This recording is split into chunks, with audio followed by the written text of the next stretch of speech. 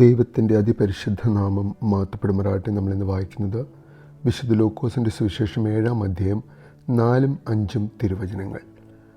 അവർ യേശുവിൻ്റെ അടുത്ത് വന്ന് കേണപേക്ഷിച്ച് പറഞ്ഞു, നീ ഇത് ചെയ്തു കൊടുക്കാൻ അവൻ അർഹനാണ്. എന്തെന്നാൽ അവൻ നമ്മുടെ ജനത്തെ സ്നേഹിക്കുന്നു, നമുക്കൊരു സിനഗോഗ് പണിയിച്ചു തരികയും ചെയ്തിട്ടുണ്ട്. യേശു അവരോടൊപ്പം പുറപ്പെട്ടു. പരിശുദ്ധ തൃത്യേക ദൈവത്തിന് സ്തുതി.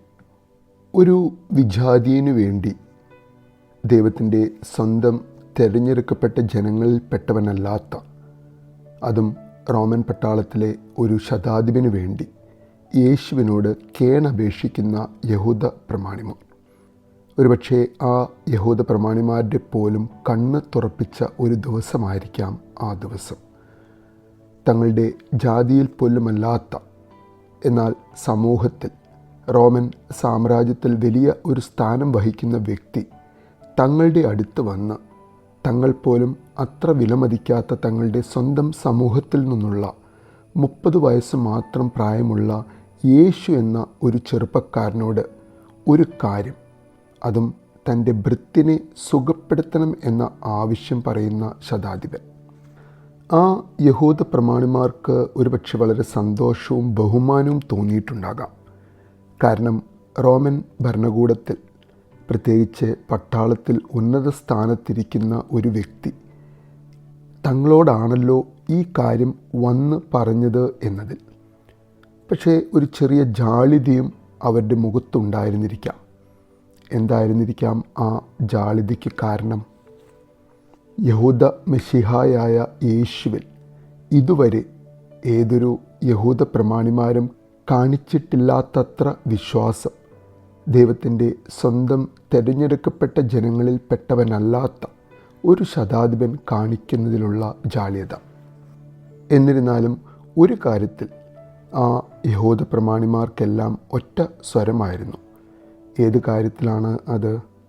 ഈ ശതാധിപൻ ആളൊരു ഉപദ്രവകാരിയല്ല, മറിച്ച് തങ്ങളെ സ്നേഹിക്കുന്ന യഹൂദ ജനവിഭാഗത്തിനായി ഒരു ആരാധനാലയം, ഒരു സിനഗോഗ് പണിയിപ്പിച്ചു കൊടുത്തിട്ടുള്ള ഒരു ആരാധ്യനായ ബഹുമാന്യനായ മനുഷ്യനാണ് എന്നതിൽ.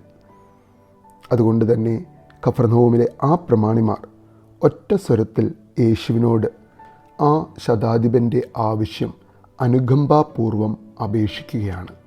ഒരുപക്ഷെ ആ യഹൂദ പ്രമാണിമാരുടെ എല്ലാം വിശ്വാസം ഇരട്ടിപ്പിച്ച ഒരു സന്ദർഭമായിരിക്കാം ഈ ദിവസം.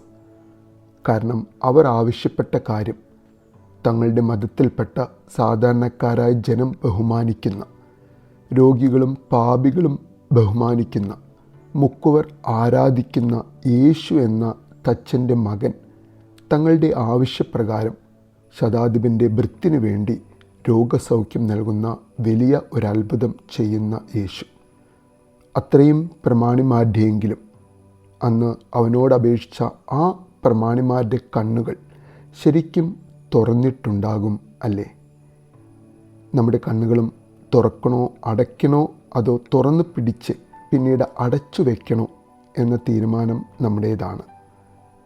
ഇടയ്ക്കൊക്കെ നസ്രാണി എന്നും പറഞ്ഞ് നടക്കുന്ന നമ്മുടെ ജീവിതത്തിൽ നാം കേൾക്കുന്ന, നാം കാണുന്ന, നാം അനുഭവിച്ചറിയുന്ന രോഗസൗഖ്യങ്ങൾ, അതും അവനെ അറിയാത്ത, അവനെക്കുറിച്ച് കേട്ടിട്ടില്ലാത്ത ജനങ്ങളുടെ ഇടയിൽ അവനിൽ വിശ്വസിച്ച്, അവൻ്റെ മാതാവിൽ വിശ്വസിച്ച് അവനിൽ നിന്നും കൃപാവരങ്ങൾ നേടുന്നവരുടെ സാക്ഷ്യം തീർച്ചയായും നമ്മുടെ കണ്ണുകൾ തുറക്കുന്നതിനിടയാകട്ടെ എന്ന് നമുക്ക് ആഗ്രഹിക്കാം.